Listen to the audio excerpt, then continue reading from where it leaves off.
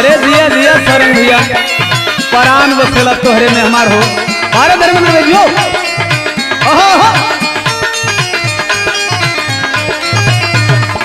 नैनों की तो बात न जाने है, सपनों के राज तो न जाने हैं।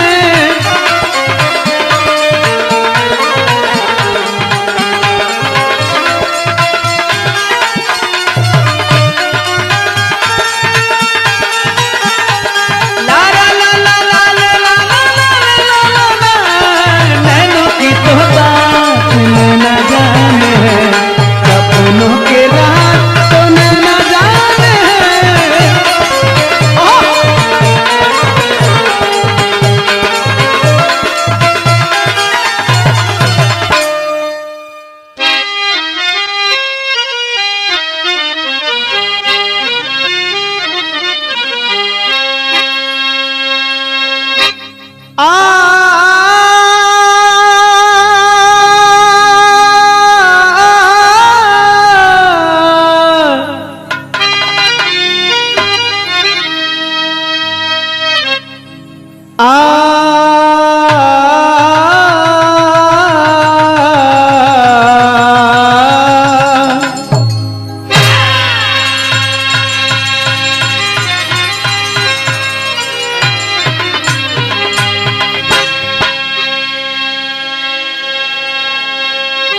अय बाबू पुनः हम ओम प्रकाश दीवाना आप लोगन का दीवानवा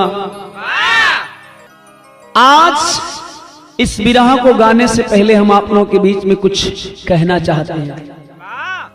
हमारे समाज में आज पढ़े लिखे डॉक्टर हैं, प्रोफेसर हैं, मास्टर हैं, टीचर हैं, आईएएस हैं, पीसीएस हैं, मंत्री हैं, प्रधान हैं, जिला पंचायत हैं।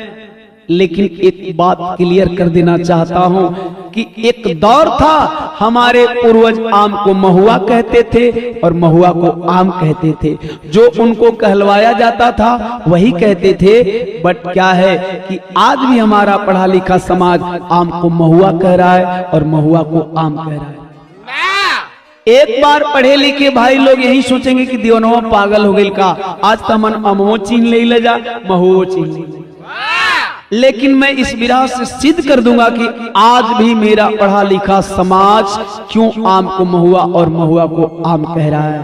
मैं बता देना चाहता हूं कुछ भय है जिसके कारण हमारा पढ़ा लिखा समाज आम को महुआ कहता है। भूमिका में उस भय के विषय में बताना चाहूंगा। वो भय है का मास्टर,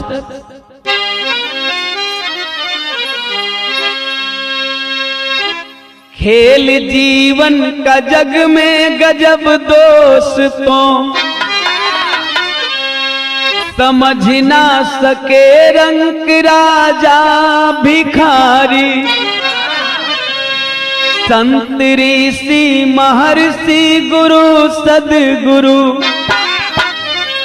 ज्ञान विज्ञान ज्योतिष पंडा पुजारी। मौत जब लिख गई घटती बढ़ती नहीं, न आगे न पीछे होती एक पल। लोग धरे रहते हैं, लोग घिरे रहते हैं, हंस उड़ जाता है वो भी कर लो अमल।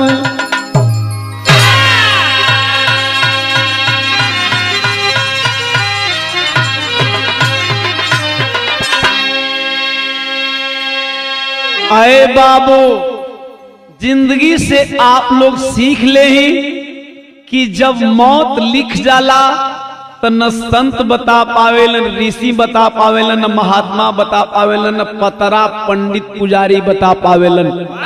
यहाँ तक कि मौत को लिखने वाले वह ईश्वर भी जब मौत लिख देते हैं तो न एक पल आगे करते हैं न एक पल पीछे करते हैं।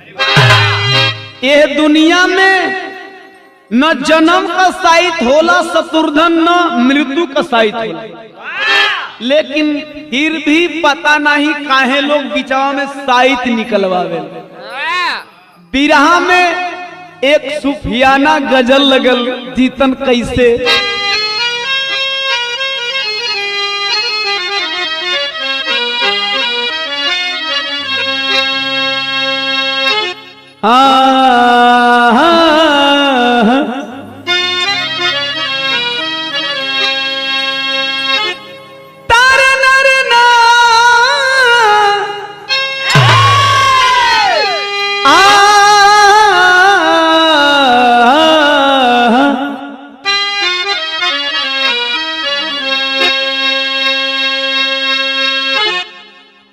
तेरी रहमतों का दरिया मालिक का नेक बंदा परवरदिगार अल्लाह से कहता है बिरहा जगत वदे बिल्कुल नई नई कव्वाली है। तेरी रहमतों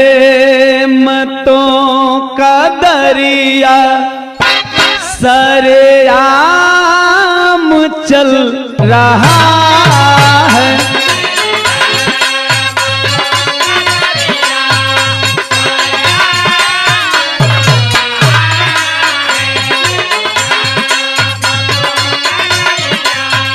तेरी रहमतों का दरिया सरेआम चल रहा है।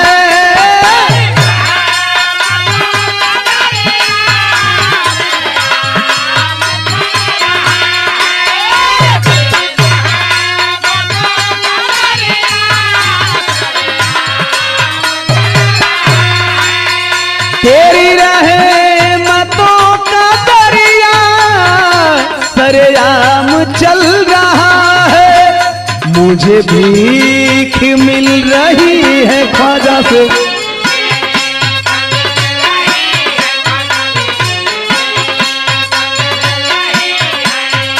मुझे भीख मिल रही है तो मेरा काम चल रहा है।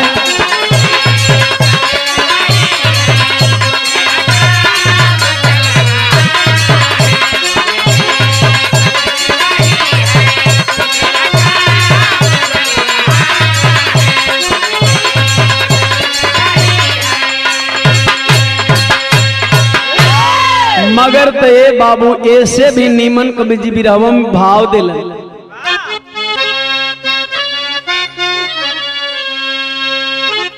सुन दुख भरी कहानी,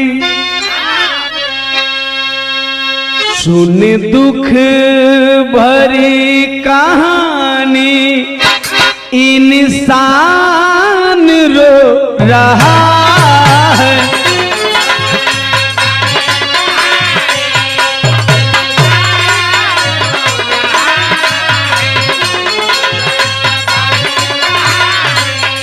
सुन दुख भरी कहानी, इंसान रो रहा है,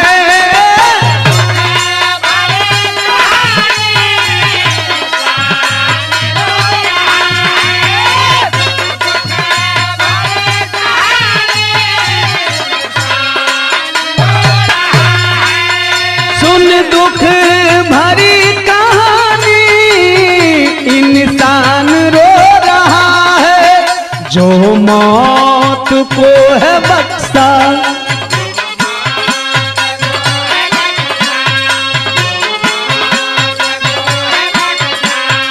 जो मौत को है बख्शा, वो भगवान रो रहा है।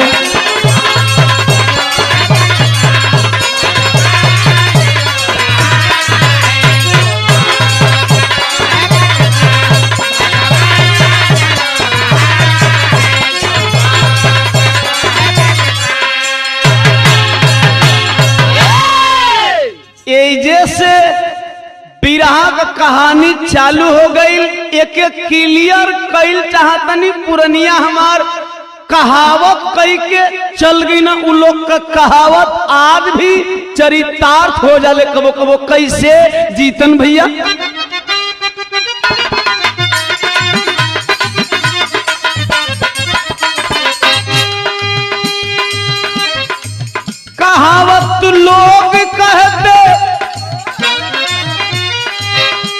धर्मेंद्र भैया, कहावत लोग कहते साइज से सुतार भला, कामगर बन जाए तो बाभन से चमार भला।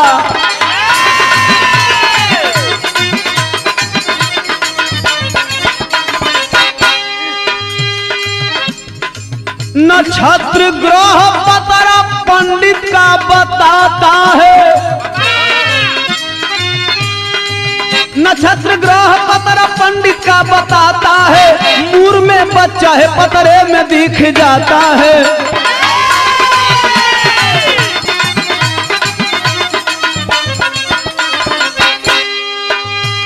इकुल पंडित जी का पतरवा में लौकेला जब लोग सैतिया दिखावेला तब। और का बतावेला पंडित जी का पतरवा, बताता पतरा ही भूकंप पानी आंधी है। वही पतरवा में लिखल है शत्रुघ्न भाई, बताता पतरा ही भूकंप पानी आंधी है, अंधविश्वास पाखंडवाद से बर्बादी है।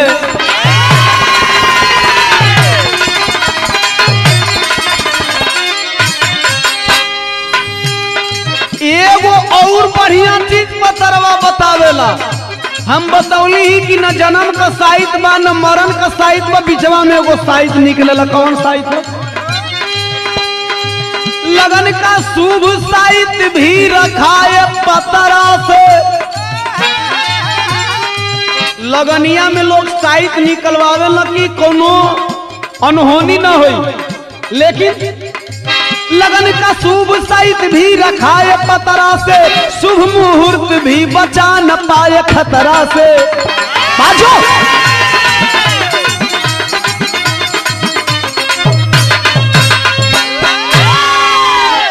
अरे भैया, यही पतरवा पर और एक पॉइंट पर की कहावत लोग कहते साइज से सुतार भला, कामगर बन जाए तो बाभन से चमार भला।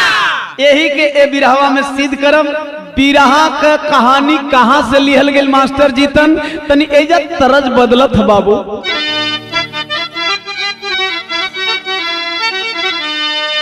अरे प्रांत बिहार में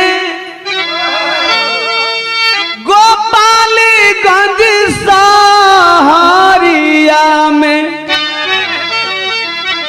बाटे यादव परिवार।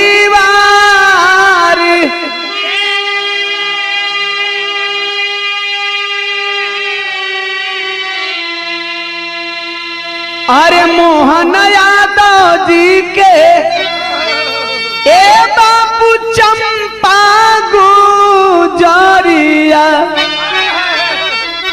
बेटवा गोपाल होना।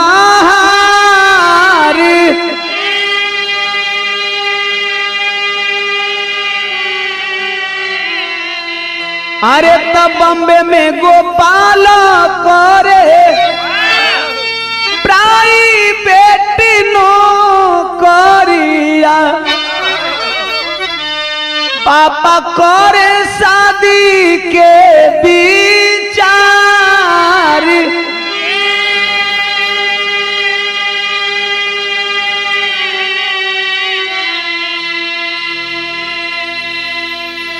ए भैया, हमरे बिहार में गोपालगंज का रहे वाला मोहन यादव, जिनकर दुल्हन चंपा यादव, एक ही बेटवा बा जौना का नाम बा गोपाल। केहू तरह गरीबी में मैट्रिक पास कैले बा। बाबू माई का एकलौता सहारा बा, बम्बई चल गई। और जब बम्बई गोपाल गईल बा तब प्राइवेट नौकरी करे लगल, और संजोग देखे अच्छा खासा पैसा कमाता, 30,000 रुपया महीना पर नौकरी करत है प्राइवेट में। बाबू माई सोचलन ज्यादा पढ़ल लिखल ही ना, तो एक जल्दी बियाह कर दिया जाए। आखिर बियाह कहाँ तय भेल?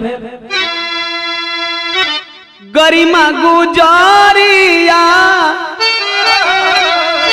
अरे रमेश यादव बेतिया के, राधा रूबी बिटिया कुंवार।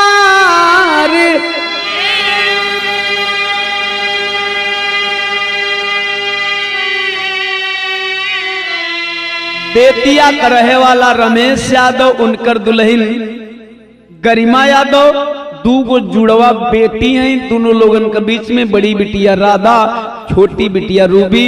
खाली 1 मिनट का अंतराल पर दोनों पैदा भइल हैं। ए पंचों आखिरकार भयल का राधा के शादिया अरे वही गोपाल संगे तय भइली भइली बा खुशी के बाबा छार।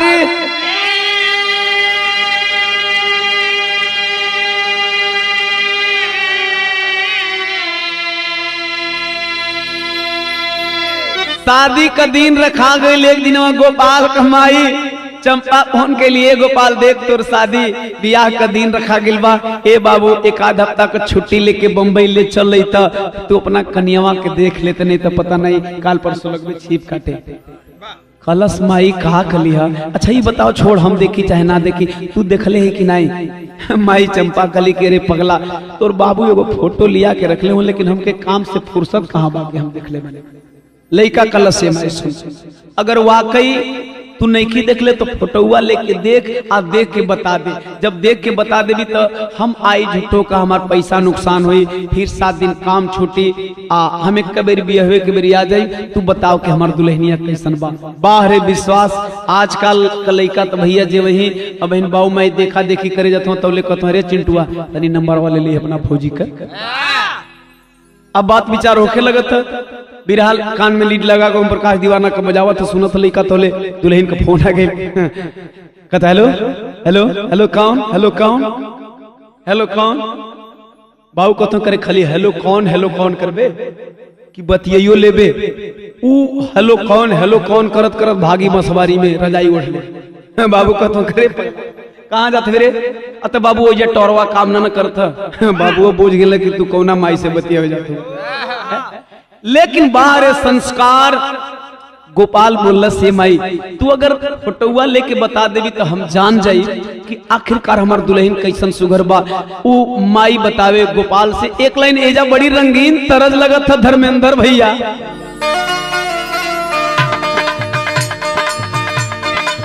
ये हमरे कैसेट का गीत बा, हम गौले बानी। कौनो लड़की अपने सुघराई का बखान करत बे, का कहलस? अरे मैं हूँ रूपों की रानी जवानी गरम, अरे अच्छे अच्छे हो जाते हैं हमसे नरम।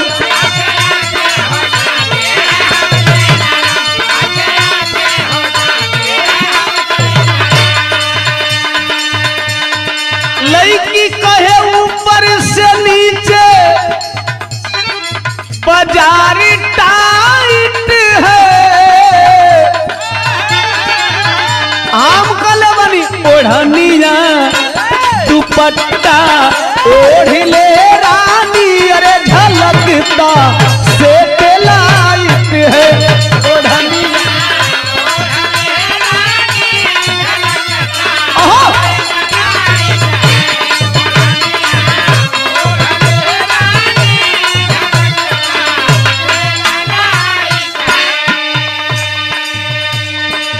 माई फोटोआ देख के कहे साचो फुर्सत में रब जी बनवले बड़े, बड़ी भगिया से तुहके मिलवले बड़े।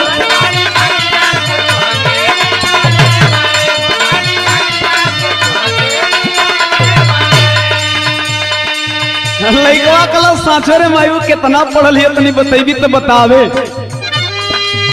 अरे बीए पास लंबी सुघर गोरी बा, दुल्हिया कनियावा सुपर से ऊपर लाखों में एक जोड़ी बा, दुल्हिया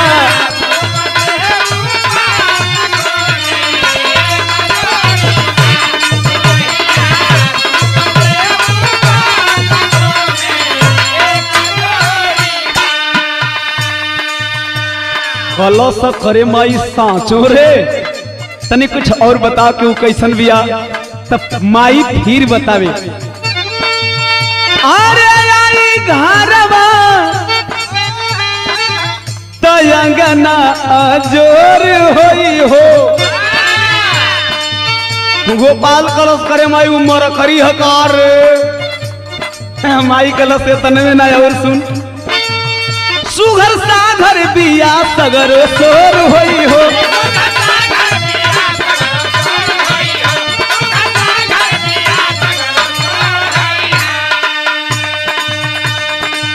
धनंजय भैया, शत्रुघ्न भाई, आजकल का गवैयन का बिना लिपस्टिक ढोढ़ी कजरा निहरले सिंगार रस पूरा ना होता।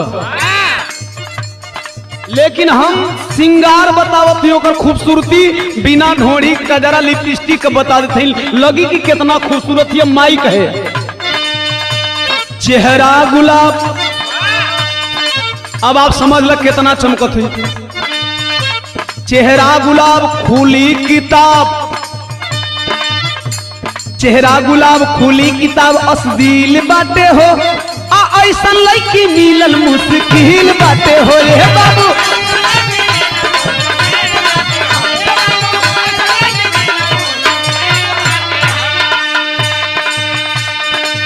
कलश गोपाला करे माई जब इतना पढ़ लिया तब तो इंग्लिश में बतियावत हो रे।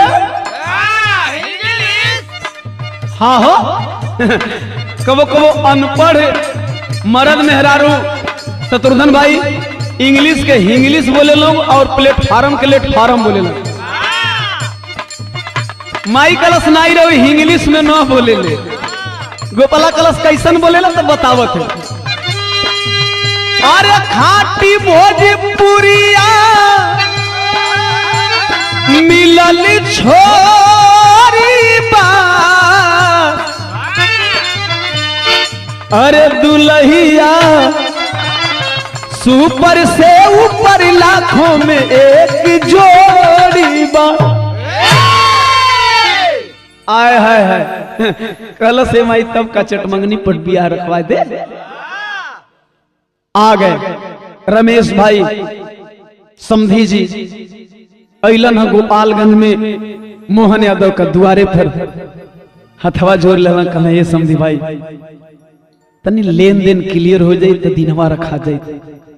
देखें बाबू आजकल का दहेज लो भी कहता हूँ कि भाई जी देखिए हमारे कुल घर द्वार धन दौलत से भरल बा। दो दो तीन तीन चार गो गाड़ी वाली फोर व्हीलर वाली ट्रैक्टर बा ट्रक बा। हमारे दो चार गो लड़का इंजीनियरिंग करे सन हमें दहेज ना चाहिए।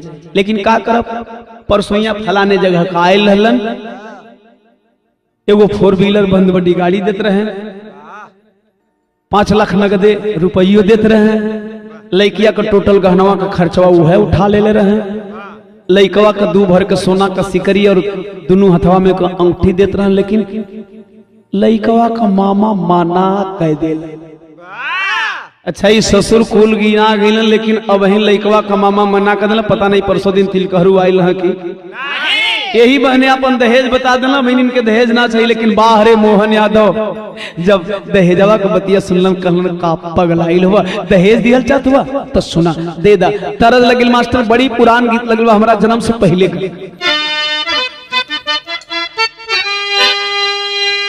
ए जीतन कबो कबो लड़की शादी बियाह कैला बिना बिगड़ेली। आहो एगो सहेली अपना सहेली से कहती है धर्मेंद्र भाई पिया बिना देहिया अरे पिया रहीली सुन रे सखिया कि पिया रहीली सुन रे सखिया आया बहिले गवनवा नहीं गईली सुन रे सखिया।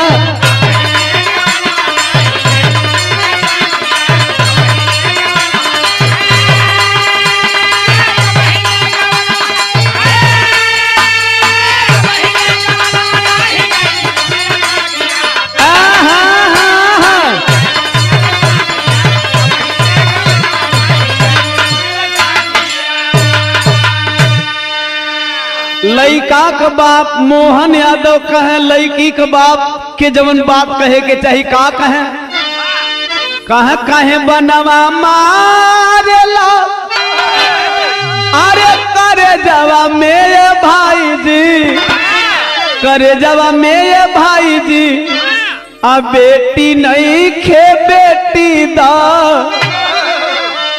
दहेजवा मेरे भाई जी। रमेश यादव कहलन का देते हो त गोपाल का बाबू मोहन यादव हमारा घर के लक्ष्मी के तू ही पढ़ावला ई कम हो ई कोनो दहेज से कम हो ये तने नहीं गुंडा बदमाश बलात्कारी से बचावला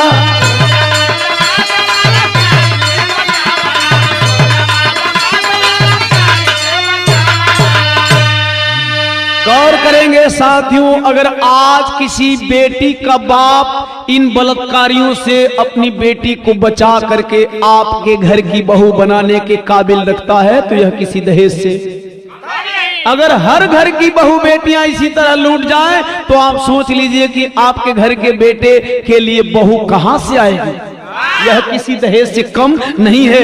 फिर कहते हैं कि अरे बीए पास करवला कवले जावा मेरे भाई जी कवले जावा मेरे भाई जी अब बिटिया नहीं खे बेटी दादा है जावा मेरे भाई जी।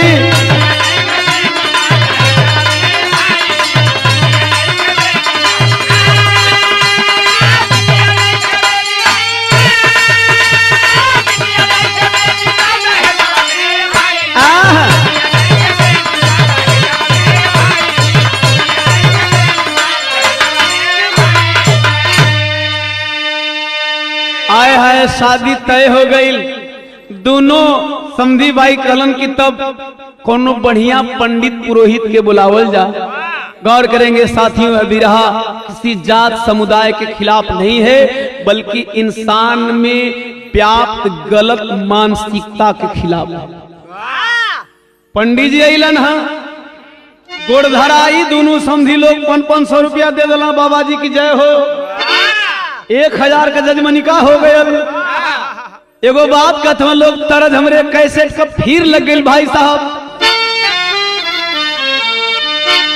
कौनो मेहरारू अपना मरद से कहे बाटे खुला दरवाजा कोरी बंद राजा जी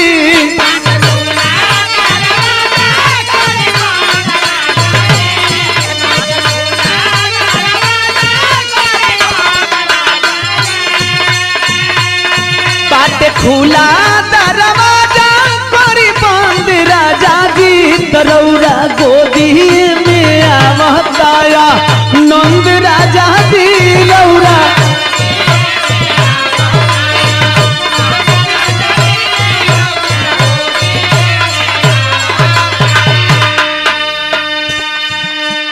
अरे बाकी लगले पतरा उचारे होई मगन बाबा जी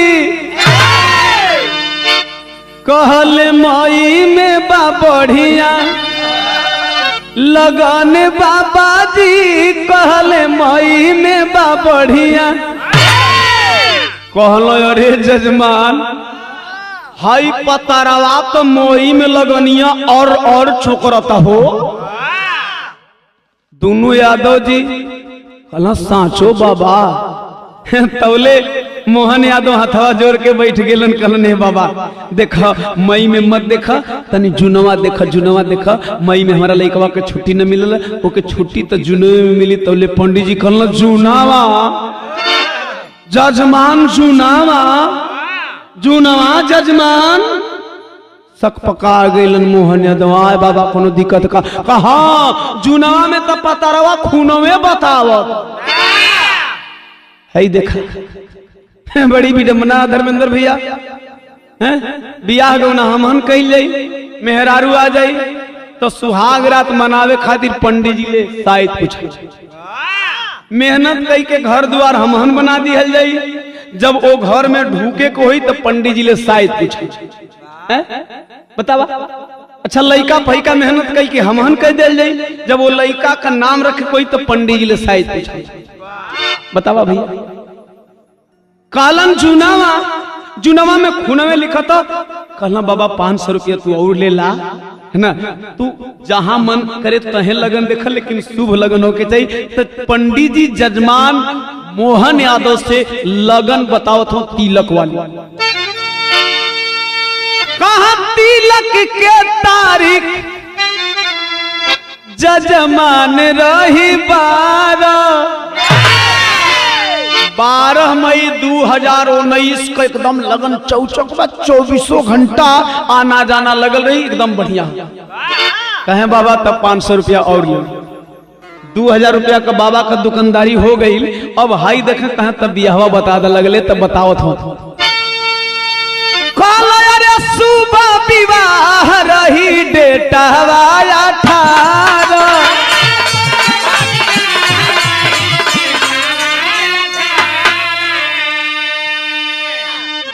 कहलन 18 मई 2019 की एकदम बढ़िया लगन बा।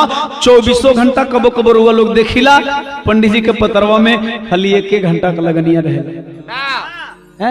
लेकिन कहला यादव जी की बाबा ई कोनो अपसगुन न कहे नाई हो, एकरा में 72 गो कुल नक्षत्र है सन सुबह से। यादव जी के चौड़िया धन उनके पतो नहीं है, यादव जी के नक्षत्रिय कई गो लिसन कहे एकरा में न अवंडर बा, न बवंडर बा, न उकंप बा, न भूकंप बा, न आंधी बा, न पानी बा, आनी छानी कुल कहे साचो बाबा। तो 500 रुपया और ले। देखा जजमनी का बढ़ जाता, जरा गौर करेंगे। पंडित जी का दुकानदारी टाइट है, कहे बाबा सही सही बतावा ये लगनिया कितना सुबह। तो पंडित जी बतावा दुल्हा दुल्हन कुशल रही है जान जान बाबा जी,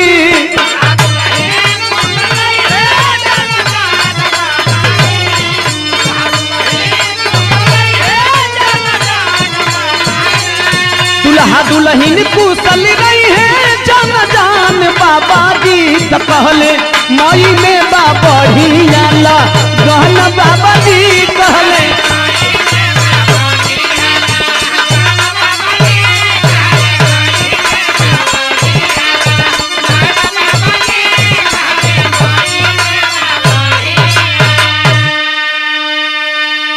आए है बाबा का दुकानदारी तगड़ा हो गई।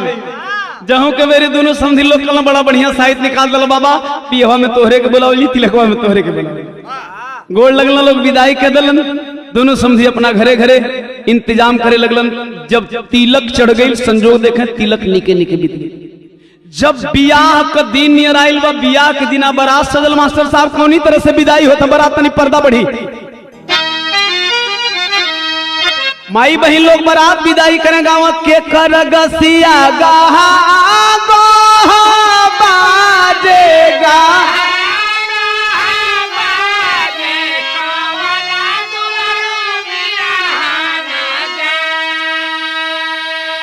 बारात चल गई, द्वार पूजा लगत हो जा। माई बहन लोग आवत है कि अपन खोरिया बाहर आए फालाना बाबा बाहर।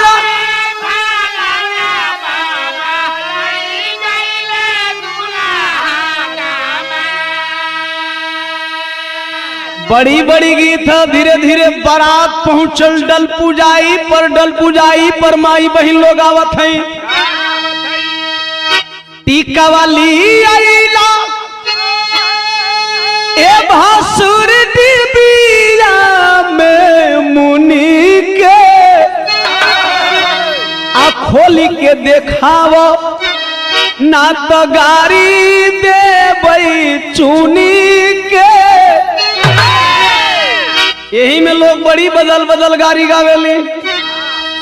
एक गोल गावत है सुई डोले, अरे सुई डोले कलाई बीचे घड़िया में सुई डोले। बड़ा जल्दी जल्दी गावली। अरे दुल्हा का बहिनी हजार करे जाली, हजार करे जाली, बाजार करे जाली सुई डोले। अरे सुई डोले कलाई बीचे घड़िया में सुई डोले। यही के बनारस और चल जी बा। बनारस के मतारी बही लोग आवेली की खत आई गयो, अरे खत आल गयो सहरा बनारस से खत।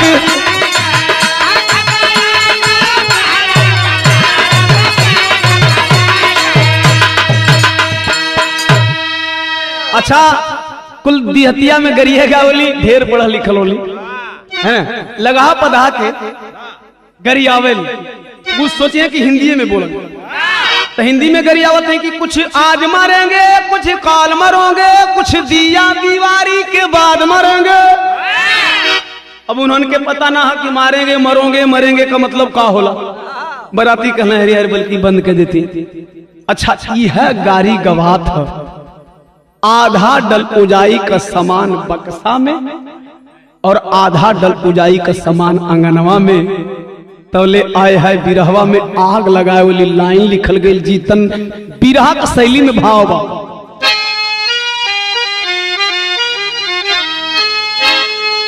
अरे तवले पंडित का पतरा फेल होई गवा, हुआ है मंगल बीच मंगल वाला खेल। डाल चढ़त मोहन यादव को मोबाइल पर मिली खबर, सर्पदंश से मरी है चंपा, जहर का ऐसा हुआ असर।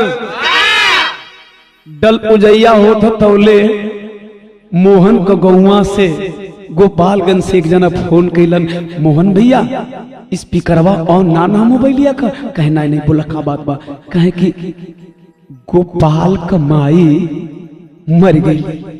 आय है मोहन यादव का चिरले खून नहीं बा। कहलन कैसे हो, कहे संझिया का हड़बड़ में अन्हारे में गैलिन हा पत्तल निकाले, वही पतलवा निकाले में सांप डसले हुआ। बड़ी झरवली ही जा फूक होली ही जा, लेकिन ये भैया कौनो उपाय काम ना कैल। कुछ देर पहले उनकर दम टूट गई। आय है इतनी बात सुनने के बाद पत्थर रख कलेजे ऊपर मोहन यादव रखे मान, पत्थर रख कलेजे ऊपर मोहन यादव रखे मान। शुभ विवाह संपन्न कराए, पूरा कराए सिंदूरदान। वहां दूसरा बाप होता तो अपनी बारात लेकर के वापस चला आता कि यह लड़की कुलच्छनी है। बारे मोहन यादव ऐसा होए कि चाहिए रिश्तेदार। तो फिर तो ओम प्रकाश दीवाना की कलम सवाल करती है उस पतरे के ऊपर, उस साइड के ऊपर, वह लगन अशुभ हुई कैसे। 24 घंटा पंडित जी कहला कुछ न हो, भाई 24 घंटा न बीतल है उदय भैया। वह लगन अशुभ हुई कैसे जो शुभ लगन थी पतरे में। उस पंडित के साहित्य का क्या जो साहित्य डाल दे खतरे में। कैसी साहित्य आए है केहू तरह सिंदूर दनवा करौला के बाद हथवा जोर लेला मोहन यादव। दिलवा रोत है, अखिया का सिया रोकले हो, कहन की बड़ी जरूरी है हमारा धर्म का बिटिया की जितना भोरे हो सके विदाई कर दे भाई जी। जब विदा हो रही है राधा, कन्या पक्ष के लोग रोत हो तो रोते हुए, लेकिन एक व्यक्ति और रोवत था। वो के रोवत मास्टर, बिरहा में भाव बदल गए।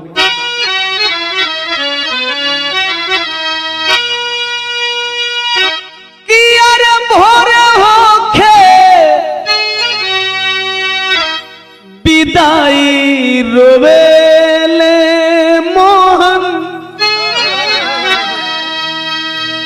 आदि भोरे होखे विदाई रोवेले मोहन।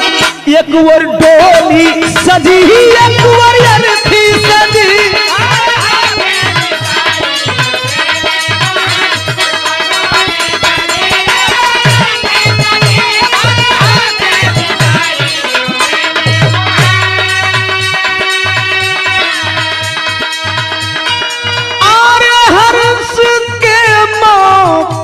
पर से दूधो नयन, हर्ष के मौके पर बरसे दोनों नयन। एक और डोली सजी, एक और अर्थी सजी।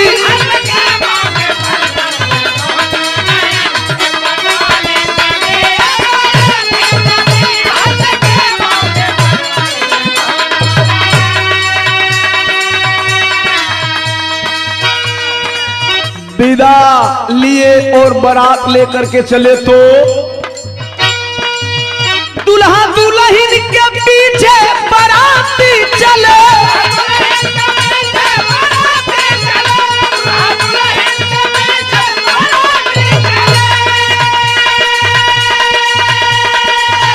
मोहन यादव भी लेके संघाती चले।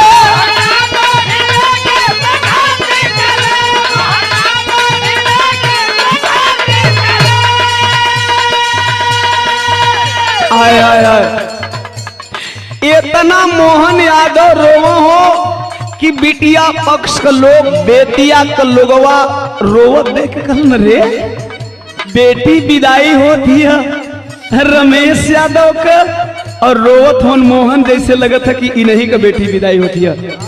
आए रमेश यादव सिनवा से सिनवा सटा के कलन की भाई जी एगो बात बतैता, हम अपना बचिया से मिले खातिर कलेवा चौथारी लेके कहिया आई।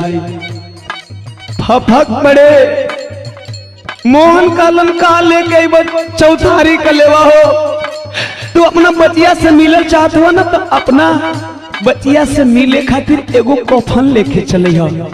हाय हाय कलेजा दहल गई रमेश यादव का रोने लगे। कलन तू दुनिया के लोगन का तरह दहेज लोभी हुआ, पहले खून के दहेज ना मंगला जबकि हम कले रही, अब हमार बचिया तोहरा घरे जाई मुंह मांगा दहेज का रकम मंगबा, हम गरीब ही न दे पाई, जब हम न दे पाई ना तो तुम्हारा बचिया के मार मुआ देबा। ऐसे तू कफनवा मांगत हो कलन रे बौरा गईला, तू हमार दिल का बात ना समझ पौला, हम कफनवा काहे मांगत है इतना रोते, तू कब हमार दिलवा पढ़ला काहे का भयल, तो दिल का राज खोलत हवन मोहन यादव गोपाल का बाबू दुल्हा का बाबू का कहे।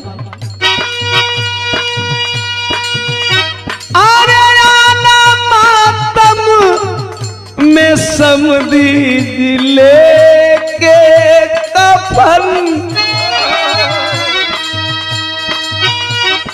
कफनवा बार बार काहे मांगत है जानत हुआ, जवन बौरहिया जात बाना एकरो दिल में अरमान हुई और एकरा सास के दिल में भी अरमान रहल कि हमार धर्म का बेटी आई तो ओकर बाग बहुरत, लेकिन ई एनियन से डोलिया में ले उतरी तो एकर सास गोपाल कमाई अर्थी पर सूत के कर इंतजार करती है, डोलिया पर उतरी ते अपना कन्या पर अर्थिया रख ली। ए पगली जैसा ने दुनिया में कोनो अभागिन बेटी हुई अभागिन पतो हुई। हाय हाय हाय गोपालगंज के लोग रोने लगे, बाहरे मोहन यादव इतना दर्द छुपा करके आओ सिंदूर दान करा लिए क्या? हाँ सुना, अरे ना मातम में समधी जी लेके कफन एक और डोली सदी उधर यार थी सदी।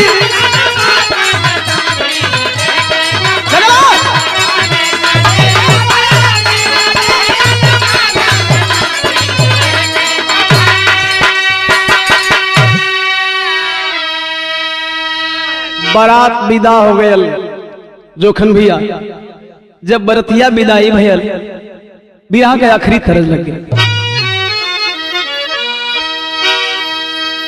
पेतिया से कुछ दूर दुल्हा दूल्हा हिनके गाड़ी अइली,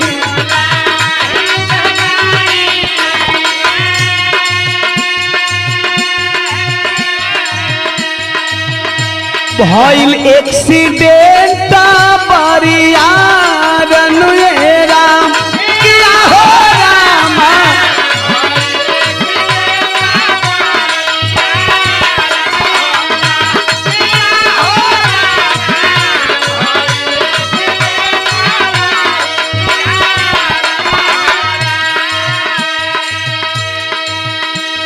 बेतिया से कुछ दूर बरबधू की गाड़ी पहुंची होगी, तब तक से सामने से आ रही फोर व्हीलर से वह गाड़ी टकरा जाती है।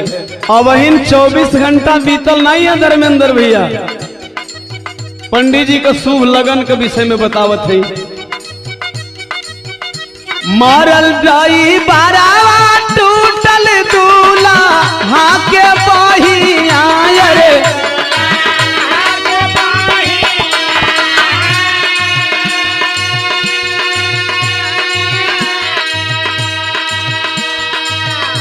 राधा गईली स्वर्गावा सिधारनु ये राम किया हो रामा।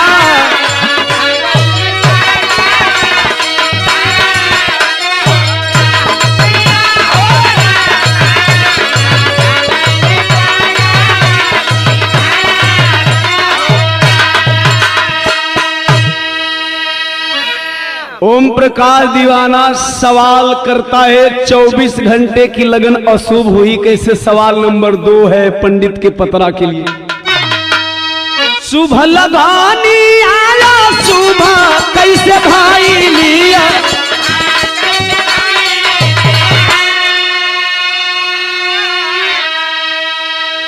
किया हो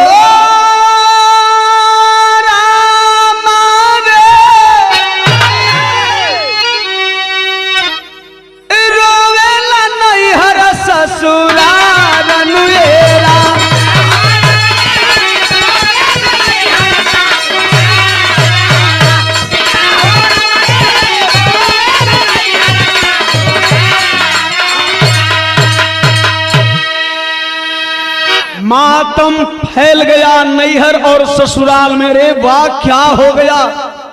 कौन शुभ घड़ी में बियाह का तारीख रखाई आय है। तो पहपट में कवि जी भाव लिखे इस हालात को देख करके जीतन बाबू।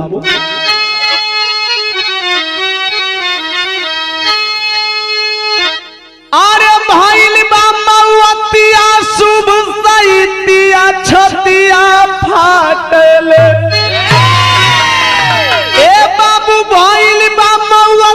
शुभ सैतिया छतिया फाटले आ झूठ बपतरा पंडित वाली बतिया छतिया फाटले।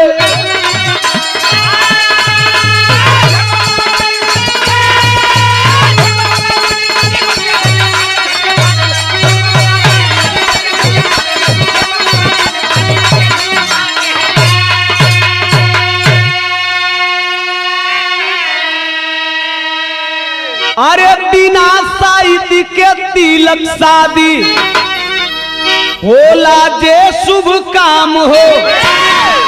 यदि घटेला घटना लोगवा करेला बदनाम हो।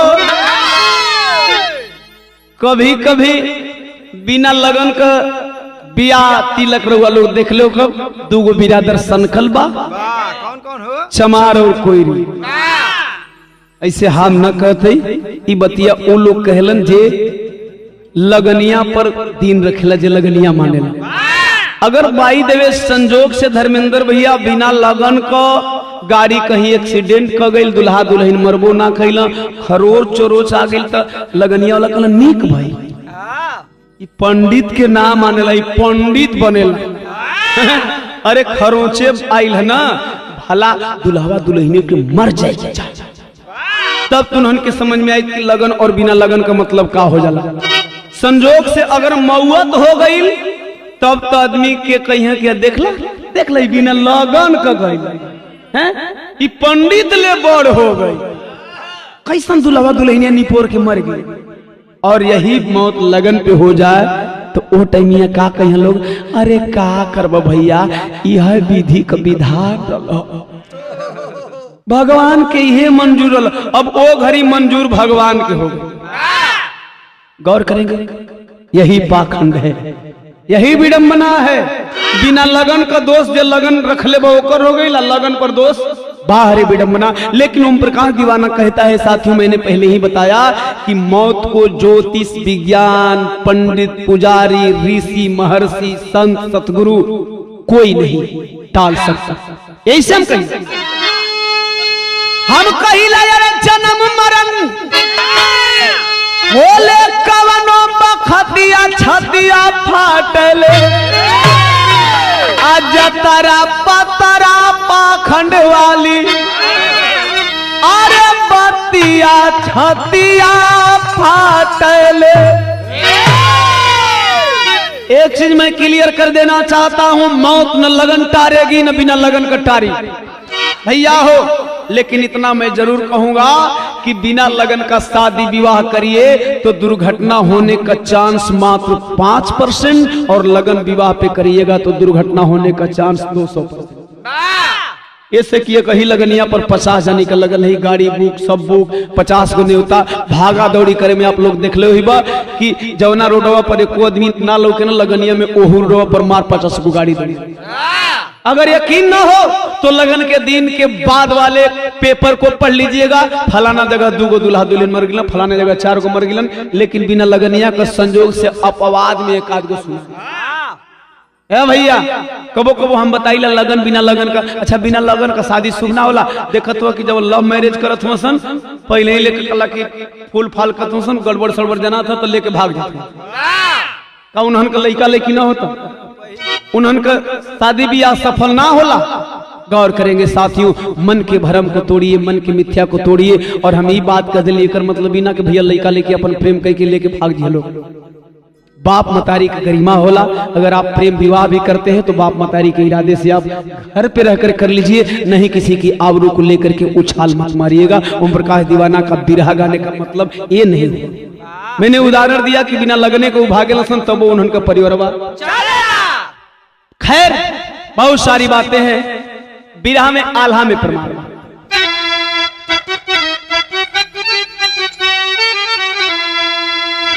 यही से हम कहिला कि अरे बनल रही जातारा, अरे बनल रही जातारा तो का करी पतरा बाबू।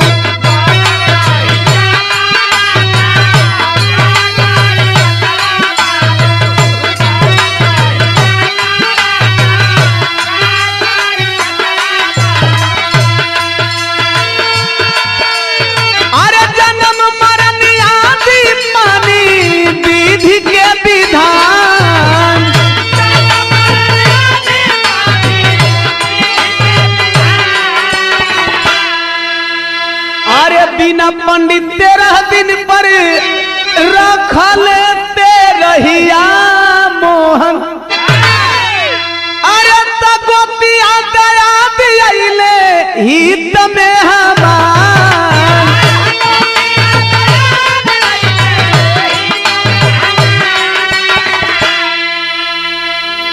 आए हाय रमेश के और मोहन के एक बात का खटका लग गई कि अब का कइल जा। अब एक जन लगन रखले के कौन जरूरत बा, पंडित के पतरा के कौन जरूरत बा। एगो बात बतावत है, कबो कबो पंडित जी के लगनिया में जब 1 घंटा का लगनिया रहेला शत्रुघ्न भाई, संजोग से बरतिहवा जाम में फंस जाला, वो 1 घंटा बीत जाला जमुए में, तो अब वो दिन दूसर ना रखा, बियाहवा वही दिन होई। एकर मतलब साफ साफ ढकोसला बा, यानी कहे का मतलब हमार जब मन करी तब करब, लेकिन लगनिया। गौर करिए, गुस्सा में वह दोनों यादव परिवार कहा अब पंडित को मैं नहीं बुलाऊंगा। जब पूरा हित मित अइले तब पूरा परिवार ले, अरे रमेश समधी भाई अइले, अरे विपत के मराइल मोहन कर ले समान।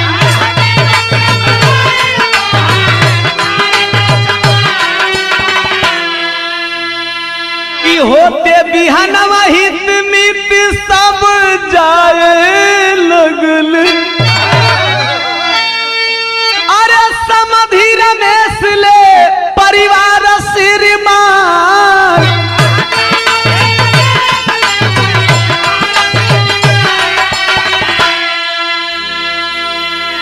सारे हित मित सुबह विदा होने लगे। रमेश समधी भाई अपने पूरे परिवार के साथ जा रहे हैं। आय हाय झरझर झरझर मोहन के अखिया बरसत बा, एगो कोनवा में बैठ के बौरहवा गोपाल रोवत बा। रमेश यादव रोवत देख के एगो बात कहलन खड़ी, कहलन बरसत अखिया से अरे पोछला तू पनिया भाई जी। मोहन यादव कहलन कैसे अखिया को पनिया पोछ ले, हम पे एक बार संतोष कर ले, लेकिन अब बौरावा गोपला के देखा था ना, अब ओकर बियाह ना होई। अगर कोई अगुओ आई ना लोगवा ये कह के उच्चा बाई ना बियाहवा के टाइम अपना माई के चबा गेलस, अपनी मेहरुआ के चबा गेलस। हम तो मना ले उठवरा अपन जिंदगिया कैसे बिताई, कहीं बिताई ना हो। पूछला अरे तुहार आहा का आंसू पोछे वाली एहिजे बात तू काहे रोवा तारा, काहे का मजाक करत रहा। जा तुहार बेटी मर गई, कौन ठीक बात तू रिश्ता चलेबा कि नया कबो कबो अगर अपना छोटकी बचिया के लेके हमरा के आई बात तो तुहार छोटकी बचिया हमारा और हमारा बचवा का आंस न पोछे। कहा नहीं हो तुहार आंख पोछे वाली बा, कहे का मजाक कइला। तब बतावे मोहन यादव से रमेश काला बरसत अखिया से पोछला तू पनिया भाई जी, अरे तो हमारी रूबी तोहरी घर का दुल्हनिया भाई जी।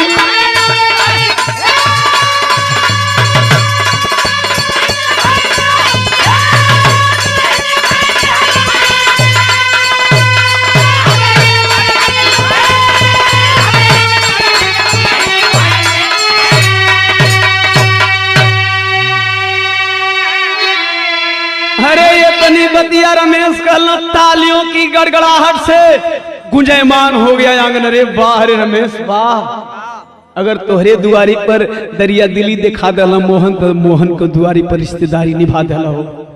अब लोग सोचे कि अगर पंडित जी का पतरा में जाए तो साल भर का बाद लगन खोली। अब पंडित जी का पतरवा देखी के का कहिए कि वही दिन मुआए जियाए दिहलो, तो वह पूरा परिवार एक फैसला लेता है कि अब आजे कुल जाना रुकल जाई, आजे राती का दोनों लड़का लड़किन का हाथ बांधा। आए हाय हाय हाय, जुड़वा छोटकी बहन जब रूबी का हाथ हाथ में रखाइला तो कवि जी एक लाइन और लिखा, अरे मन की लगनिया से शुभ भइली शादी। शत्रुघ्न भाई अरे पंडित वाला पतरा करवलस बर्बादी। पूरा यादव परिवार हाथ पे हाथ रख करके कसम खाया। जब सिंदूरदान हो गई तब का कसम खाइए लोग, अरे कब अब ऐसन ना होई नादानिया भाई जी। अब हम लोग कसम खाते हैं कि कभी हम पंडित के पतरे की तरफ नहीं जाएं। का फायदा भैया, अब आप लोगन के समझ में आये कि ओम प्रकाशवा काहे कल सकी। आज भी लोग आम के महुआ और महुआ के आम खाते, जबकि हमारे पढ़ल लिखल समाज हो गई। का करबा, पंडित जी कह दिए भैया ही गोबर है यही के गणेश मान। हमारे पढ़ल लिखल समाज के ई नहीं समझ में आवत कि गोबर हते कि कैसे गणेश मान ली। अच्छा गणेश मान लिया, पंडित जी घन लेना, जो वही तो गोबर के गणेश मान लते वही पंडित जान गया कि तोरा दिमाग में गोबर है बा। वही गोबर के अगर पंडित जी से कहा कि पंडित जी अब तू मान ल बर्फी है, वो कच्ची है, कच्ची बर्फी शुद्ध खोआ वाली, तो पंडित जी नहीं मनिया। फर्क समझ ले, इतना ही फर्क है साथियों आप में और पंडित जी में कि पंडित जी जो कहते हैं आप सुन लेते हैं और आप जो कहते हैं पंडित जी। अच्छा हमारे पढ़ल लिखल समाज के पढ़ लिखल आदमी, जानकार आदमी, पाखंडवाद आडंबर से दूर आदमी अगर कही भैया ये का करत हुआ तो कहीं अरे भैया का कर दीवाना बाप दादा ले चल आवत तो हम चलावत। हम कब अरे भैया बाप दादा गोबर पथई कैलस, चरवाही कैलस, हरवाही कैलस, बतावा तो बाप दादा जवन कैलस तवने करबते कर मतलब तोहरा BA MA PhD professor doctor collector DM SDM बनले से का तो बाप दादा मत गोबरे पथले होता कहीं अरे का करबो भैया रीत रिवाज बा गौर करेंगे। इसीलिए ओम प्रकाश दीवाना एक बात कहता है, जिस बात को कहकर के मैंने बिरहा चालू किया था उस बात को कहकर बिरहा खत्म कर रहा हूं। मैंने क्या कह के बिरहा स्टार्ट किया था, यही से कहाला भला साइड से सुतार हो आप बन जाए काम भला बाभन से चमार हो।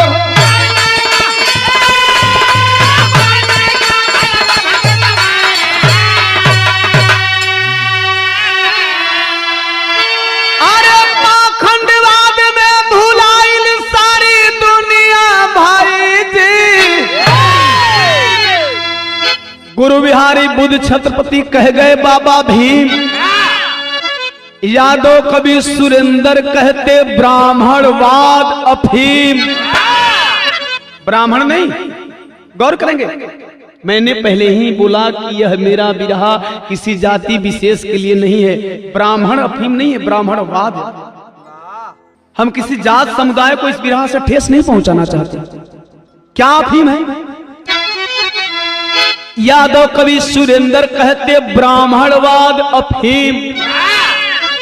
अफीम से भी तगड़ा नशा है भैया। ये अंदरे अंदरे खोखला कभी समझ भी नहीं, लुटाए जी पिटाए जी। तो अरे पंडित का पतरा फेल होई गवा, अरे होईगा होईगा होईगा होईगा, पंडित का पतरा फेल होई गवा।